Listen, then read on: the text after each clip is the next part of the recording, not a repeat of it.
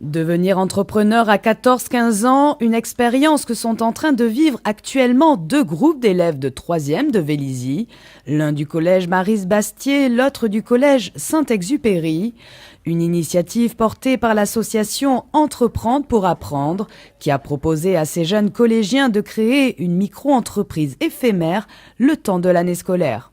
Il y a toutes les étapes de l'entreprise, depuis la formation de l'entreprise, d'un dépôt virtuel, je dirais, des statuts auprès de l'association Entreprendre pour apprendre. Ils ont un compte en banque à gérer, ils ont une levée de fonds à faire au départ. Et à partir de là, ils arrivent à faire des achats pour fabriquer le produit qu'ils ont eux-mêmes décidé de commercialiser. En effet, qui dit entreprise dit produit.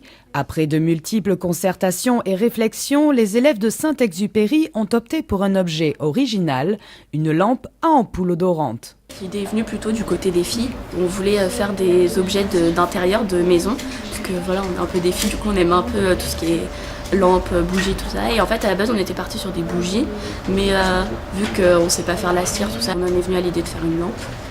Et après, on a hésité entre la couleur et les odeurs. Et on a fait une étude de marché où il y avait plus de gens qui avaient dit l'odeur. Donc on a choisi ça finalement. C'est simple, on a des plaques de PVC. On rentre des formes dans l'ordinateur et puis après, c'est la machine qui nous les découpe toute seule.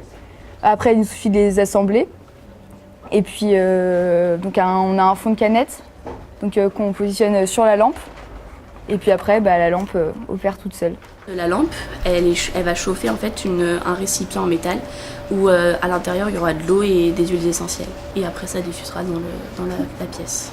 La micro-entreprise propose 4 lampes aux facettes différentes, une vague, un pic, un trèfle et un cavalier, achetables à l'unité pour la somme de 21 €, sans ampoule ni huile essentielle.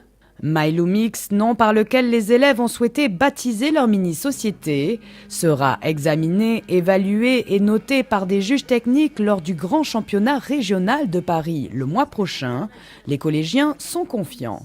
On a été visiblement bien remarqués par certaines sociétés, donc j'espère qu'on va aller loin. Loin de n'être qu'une simple expérience, un projet Entreprendre pour apprendre peut parfois donner naissance à un véritable concept. L'an dernier, ça a été le cas des vainqueurs du championnat.